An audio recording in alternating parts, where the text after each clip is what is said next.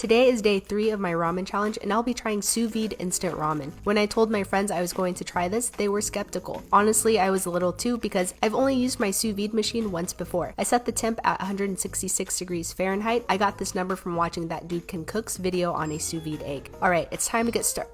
Whoops, I guess I need to submerge this fully in water first. Okay, back on track, let's assemble the bag. I got an awesome DM from one of you telling me not to seal food with liquids or it would blow up. Thank you for that tip because I was just going to pour water in the bag. And from what I've learned in science class, besides mitochondria is the powerhouse of the cell, is that ice is a solid. I melted 21 ice cubes to see how much liquid that would be. I got a little impatient and didn't wait for it to fully melt, but I guesstimated 350 milliliters of water. So for this experiment, I will add 25 ice cubes. Hopefully that will be enough to cook the noodles since it asks for 550 milliliters. So into the bag it goes with the noodles, some slices of Spam since I haven't had that in a while, some leftover baby bok choy from my last video, and an egg. Don't worry, I washed it.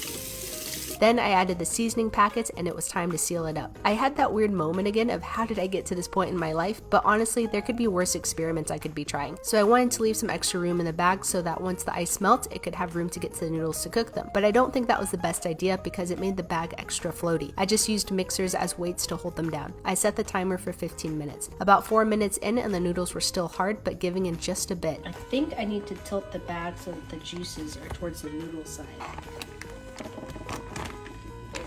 Noodles are definitely cooking. You feel it giving right there. And then 10 minutes in, the noodles looked done, but I was worried about the egg and bok choy. I wanted to make sure and give them time to cook. After 15 minutes, it was time to see this beautiful potential disaster. Okay, looking at it, it's a little bit drier than I typically eat this, but that's my bad for not waiting out the ice, but that's okay. Let's take this egg off to the side here.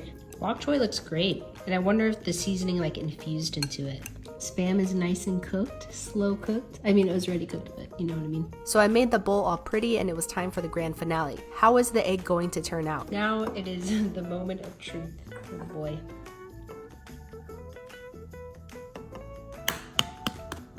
Ooh.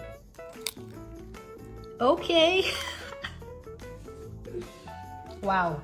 Guys, I am just really happy that this turned out like okay. If you couldn't tell, I was very pleasantly surprised the egg wasn't messed up. I think this is a winner. The noodles were cooked perfectly, the bok choy was nice and crunchy, the egg was beautiful. The only thing I would change for next time is to add more ice so that the overall bowl wasn't too salty. I guess I could also add less of the seasoning packet. Was this practical? Absolutely not. Was it a fun experiment? Yes. Yes, it was.